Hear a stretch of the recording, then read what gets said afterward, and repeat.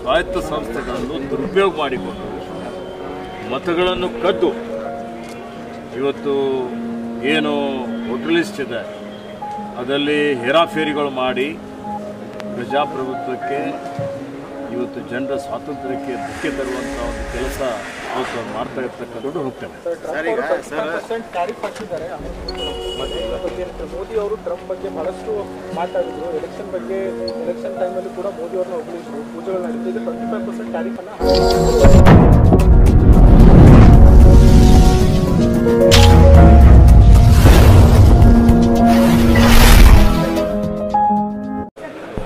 ಭಾರತೀಯ ಜನತಾ ಪಕ್ಷದ ಕೇಂದ್ರ ಸರ್ಕಾರ ಚುನಾವಣಾ ಆಯೋಗವನ್ನು ಸ್ವಾಯತ್ತ ಸಂಸ್ಥೆಗಳನ್ನು ದುರುಪಯೋಗ ಮಾಡಿಕೊಂಡು ಮತಗಳನ್ನು ಕದ್ದು ಇವತ್ತು ಏನು ವೋಟರ್ ಲಿಸ್ಟ್ ಇದೆ ಅದರಲ್ಲಿ ಹೇರಾಫೇರಿಗಳು ಮಾಡಿ ಪ್ರಜಾಪ್ರಭುತ್ವಕ್ಕೆ ಇವತ್ತು ಜನರ ಸ್ವಾತಂತ್ರ್ಯಕ್ಕೆ ಧಕ್ಕೆ ತರುವಂಥ ಒಂದು ಕೆಲಸ ಅವತ್ತು ಮಾಡ್ತಾ ಇರ್ತಕ್ಕಂಥದ್ದು ಇದು ಸಂವಿಧಾನಕ್ಕೆ ಮಾಡುವಂಥ ಪ್ರಚಾರ ಇದೆ. ಇದರ ವಿರುದ್ಧ ನಮ್ಮೆಲ್ಲರ ನೆಚ್ಚಿನ ನಾಯಕರಾದಂಥ ಮಾನ್ಯ ರಾಹುಲ್ ಗಾಂಧೀಜಿಯವರು 5ನೇ ತಾರೀಕಿಗೆ ಬೆಂಗಳೂರಿಗೆ ಬರ್ತಾ ಇದ್ದಾರೆ. ಬೆಂಗಳೂರು ಸೆಂಟ್ರಲ್ ಲೋಕಸಭೆ ಕ್ಷೇತ್ರದಲ್ಲಿ ಭಾಳ ದೊಡ್ಡ ಮಟ್ಟದಲ್ಲಿ ಅಫರಾತಫರಿ ಮಾಡಿದ್ದು ಇವತ್ತೇನು ಸಂಶೋಧನೆಯಲ್ಲಿ ತನಿಖೆಯಲ್ಲಿ ಪತ್ತೆಯಾಗಿದೆ. ಅದರ ಬಗ್ಗೆ ದೇಶದ ಜನತೆಗೆ ಮಾಹಿತಿ ಕೊಡ್ತಾರೆ. ಪ್ರಜಾಪ್ರಭುತ್ವದ ಉಳಿವಿಗಾಗಿ ಇವತ್ತು ಸಂವಿಧಾನದ ಉಳಿವಿಗಾಗಿ ನಮ್ಮ ಹೋರಾಟ ಮುಂದುವರಿತದೆ. ಎಲ್ಲಿವರೆಗೆ ನ್ಯಾಯ ಸಿಗೋದಿಲ್ಲ ಅಲ್ಲಿವರೆಗೆ ಕಾಂಗ್ರೆಸ್ ಪಕ್ಷ ಹೋರಾಟ ಮಾಡ್ತದೆ. ಇಡೀ ದೇಶದ ಜನ ರಾಹುಲ್ ಗಾಂಧಿಯವರ ಜೊತೆಯಲ್ಲಿ ನಾವೆಲ್ಲ ಇದ್ದೇವೆ. ಪಾರದರ್ಶಕವಾಗಿ ನಿರ್ಬಿಡೆಯಿಂದ ಸ್ವತಂತ್ರವಾಗಿ ಚುನಾವಣೆ ಆಗಬೇಕು. ಆ ಸ್ವತಂತ್ರವಾಗಿ ಚುನಾವಣೆ ಆದರೆ ಇವತ್ತು ಜಾತ್ಯತೀತ ಶಕ್ತಿಗಳು ಮತ್ತು ಕಾಂಗ್ರೆಸ್ ಪಕ್ಷ ಅಧಿಕಾರಕ್ಕೆ ಬರೋದ್ರಲ್ಲಿ ಯಾವುದೇ ರೀತಿಯ ಸಂದೇಹವಿಲ್ಲ. ರಸಗೊಬ್ಬರ ವಿಚಾರ ಪರದಾಟ ರೈತರು ಕೇಂದ್ರ ಕಡೆ ಬಟ್ ಮಾಡ್ತಾ ಇದ್ದಾರೆ, ಎಲ್ಲ ಅದಕ್ಕಿಂತ ಜಾಸ್ತಿನೇ ಕಳಿಸಿದೀವಿ ಅನ್ನೋದು ಮೊನ್ನೆ ಮಾಜಿ ಕೇಂದ್ರ ಸಚಿವರು ಮತ್ತೆ ಸುಳ್ಳು ಹೇಳೋದು ಅವರ ಚಾಳಿ ಆಗ್ಬಿಟ್ಟಿದೆ. ಸುಳ್ಳೇ ಅವರ ಮನೆ ದೇವರು. ಇವತ್ತು ಅವರು ಹೆಚ್ಚುವರಿಯಾಗಿ ರಸಗೊಬ್ಬರ ಕಳಿಸಿಕೊಟ್ರೆ ಇವತ್ತು ಯಾಕೆ ನಮ್ಮಲ್ಲಿ ಕೊರತೆ ಆಗ್ತಿತ್ತು? ಅಭಾವ ಸೃಷ್ಟಿ ಮಾಡಿ ದುಪ್ಪಟ್ಟು ಅವರೇ ಮಾಡೋದು ನೋಡಿ.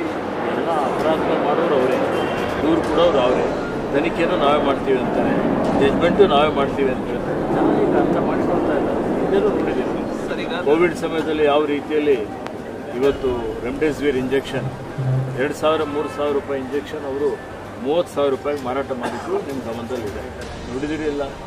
ಅವರೇ ಭಾಗಿಯಾಗಿದ್ದರು. ಈಗಲೂ ಹಂಗೆ ಇದೆ.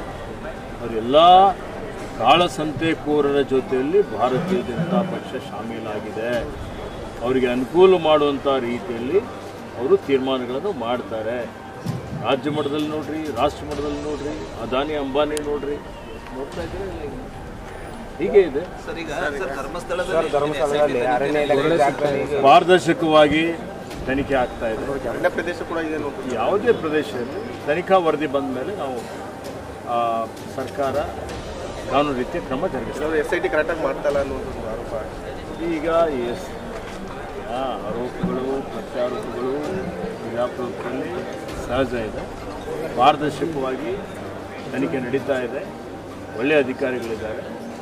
ಸೊ ಅದಕ್ಕೆ ತಾರ್ಕಿಕ ಹಂತಕ್ಕೆ ತೆಗೆದುಕೊಂಡು ಹೋಗ್ತೇವೆ. ಮೋದಿ ಅವರು ಟ್ರಂಪ್ ಬಗ್ಗೆ ಬಹಳಷ್ಟು ಮಾತಾಡಿದ್ರು. ಎಲೆಕ್ಷನ್ ಬಗ್ಗೆ ಎಲೆಕ್ಷನ್ ಟೈಮಲ್ಲಿ ಕೂಡ ಮೋದಿ ಅವ್ರನ್ನ ಹೊಗಳಿದ್ರು, ಪೂಜೆಗಳು ನಡೀತಿದೆ. 25% ಟ್ಯಾರಿಫ್ ಅನ್ನ ಹಾಕಿದ್ದಾರೆ. ಇದ್ರ ಬಗ್ಗೆ ಹೌದ್ರಿ, ಮೋದಿ ಸಾಹೇಬರು ಅಬ್ಕಿ ಬಾರ್ ಟ್ರಂಪ್ ಕಿ ಸರ್ಕಾರ್ ಅಂತೇಳಿ ಹೇಳಿ ಟ್ರಂಪ್ ಅವ್ರಿಗೆ ಗುಜರಾತ್ಗೆ ಕರೆಸಿ ದೊಡ್ಡ ಪ್ರಮಾಣದಲ್ಲಿ ಸಭೆ ಮಾಡಿ ಭಾಳ ಸ್ನೇಹಿತರು ಅನ್ನುವಂಥ ರೀತಿಯಲ್ಲಿ ಬಿಂಬಿಸಿದ್ದಕ್ಕೆ ಟ್ರಂಪ್ ಅವರು ಇವರಿಗೆ ಹಗುರವಾಗಿ ತೆಗೆದುಕೊಂಡರು.